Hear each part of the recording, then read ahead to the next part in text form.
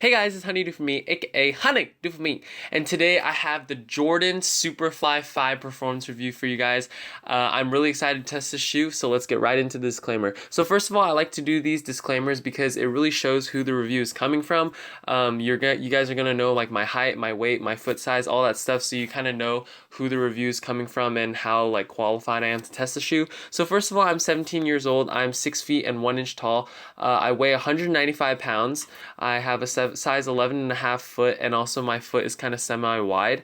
My skill level, I'm mostly a recreational basketball player that just plays for fun, but I'm also on the high school varsity basketball team. And for my position, I play small forward, power forward, and center. And for my play style, I like to jump a lot to try to get rebounds. I like to play defense, and I basically jump a lot, and I'm more of an inside player.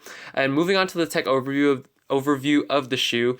For the traction, we have this wavy like knit, like I'm not sure what it's called, but it looks like diamonds, and they're like tightly knit together. For the cushion, we have a thin oval shaped zoom unit surrounded by Phylon foam. There's nothing in the heel. And then for the insole, we just have a regular Ortholite insole that comes in most Nike or Jordan shoes nowadays. For the materials, on the upper, we have a combination of like this fuse, and then some like mesh fuse and some synthetic leather. I don't think there's a midfoot shank to my in my knowledge. I don't think there is one. And then the heel counter is plastic or cardboard. I'm not really sure either. And these go for a retail price of $140 plus tax. So yeah, hopefully you guys enjoy the review.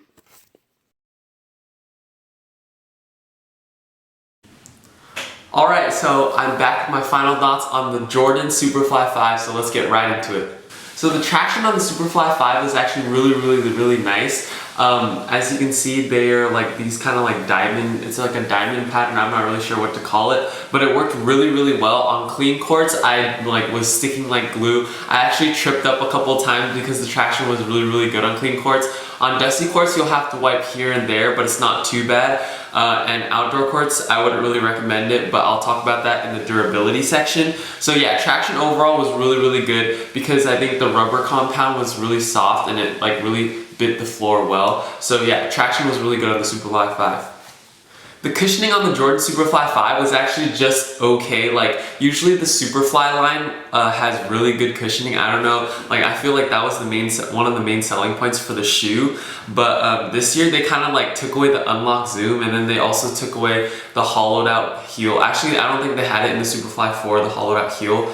But yeah, they took it away in the Jordan Superfly 5, and I just think that the cushioning wasn't as good as it could have been. The oval shaped zoom unit in the forefoot, it felt like pretty good, but it just like wasn't anywhere near the unlock zoom. So I just thought that it was kind of a step back, and I don't know why Jordan Brand took it away.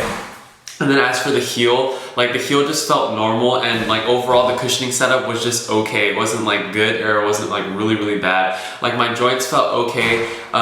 You're pretty low to the ground and you still feel quick and explosive. It's just not the same feeling as unlock zoom in my opinion. So the fit of the shoe is actually one of the main highlights of the Superfly 5. In my opinion, they actually do run a little bit long, but I don't think that it's necessary to go down a half size because I'm not sure if the width is going to be there for you. So yeah, I would just recommend going true to size, and I think that the fit is one of the best aspects of the Superfly 5. One thing to note is that the inside collar has a lot of pillows, and it feels really good around the foot. And I also didn't really like the tongue because it was really thin, and when you tie these really tight, sometimes the laces will bite into your ankles or bite into your foot. But other than that, the fit was really nice. I felt really contained in the forefoot and the heel. There was no heel slippage at all, so the fit was really good. Moving on to the support. The support was also one of the strongest aspects of the Jordan Superfly 5. First of all, they have a really wide base and you don't feel unstable at any time. And then the materials are really good for support because they're more stiff and rigid. They're not going to let your foot pop out of the footbed or anything. The materials are made out of like a synthetic leather, and then also some, I think this is fuse, and then also like a mesh kind of like overlay. I don't like know the specifics, but all I know is that they do feel pretty good once you break them in. They do take a while to break in, by the way. They're not going to be like straight out the box really soft and stuff. If you do like soft materials like knit, wovens, and kind of like really soft meshes, I don't think this will be the shoe for you because it is a little more stiff than usual. It's kind of like more like the Superfly 4, not as stiff as the Superfly 3. So yeah, if you really like more stiff materials and fuse, you're gonna like this shoe a lot. Moving on to the durability of the shoe. The durability is really strong, except for the traction. So the traction is a little bit softer. So if you're gonna be using these outdoors, they're probably gonna burn down really fast, but you might get some really good traction while you have your whole traction pattern intact. The cushioning is also really durable. It's just a Zoom and Phylon, so usually that lasts a long time. And then the upper is very durable. So if you do play these outside, the upper is not going to wear down very fast because of the fuse overlay in the toe, and just because like these materials are really hard, and they're not going to break really easily. So yeah, that pretty much wraps up my performance review on the Jordan Superfly 5. In my opinion, it is not worth $140 plus tax. I would definitely wait for these to go on sale for like $70 to $80 before picking them up, because in my opinion, like, there's nothing really special about the shoe. The only things that are really good about the shoe are the fit and support.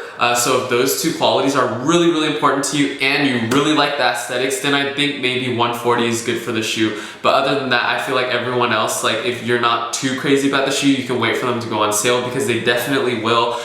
In my opinion, they took a step back this year with the Jordan Superfly 5. That I think the Jordan Superfly 4 and the Jordan Superfly 3 were a little bit better than the shoe. But yeah, if this is your team shoe, I don't think you'll be too disappointed. I just don't think that this is that great of a shoe. It's just a really like average team shoe. So that pretty much wraps up my performance review. Thank you guys so much for watching. Please leave a like if you enjoyed the video. Comment all your comments and thoughts down below. And also please subscribe to my channel for more upcoming performance tests and reviews on shoes and basketball videos. Oh, I also wanted to update you guys. So the next performance test is probably going to be the Crazy Light Boost 2016, and then I have the Jordan 31s after that. So please stay tuned for that. Make sure you subscribe so you know when those drop. And yeah, that's pretty much it. Thank you guys so much for watching, and I'll see you guys in the next video. Peace.